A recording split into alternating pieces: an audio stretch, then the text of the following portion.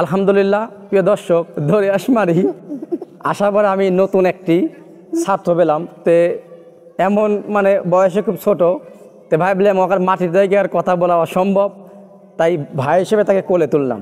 তো তুমি কিছু বলবে নাকি দর্শকদের?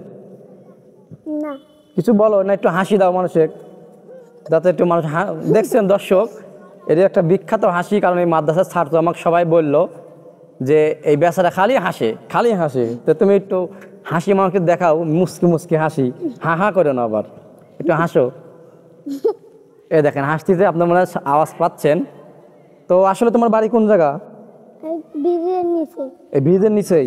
তুমি কি পড়তেছো? কায়দা। কায়দা পড়তেছো? তাহলে কেমন, তোমার কি ভালো লাগতেছে? খুব জি পড়াশোনা ভালো লাগতেছে? জি। দেখছেন ছোট ছোট ছালপাল আল্লাহর রহমতে দেখাচ্ছে বাপ মা এই যে ভর্তি করে দিছে, অনেক মানুষ এখানে পড়াশোনা করতেছে। তা আসলেই ছোট মানুষের একটা কদর বেশি, আমার খুব ভালো লাগলো।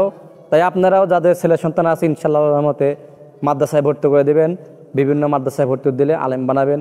আমাদের দেশে অবশ্যই অনেক হুজুর দরকার, আর চেষ্টা যদি পারেন আশপাশে যদি হয় গ্রাম অঞ্চলে এই দেখাচ্ছে যে দরিয়াশমারি এই মাদ্রাসায় আপনারা চাইলে ভর্তি করতে পারেন। কারণ এখানে সুন্দর পরিবারটি দেখতেছেন যে কি খুশিতে আছে এই আমার ছোট্টটি ভাই। তোমার নামটা কি? রাহাত। রাহাত। আলহামদুলিল্লাহ, এটি ছিল আমার ছোট্ট ভাই একটি ভিডিও। আল্লাহ হাফেজ।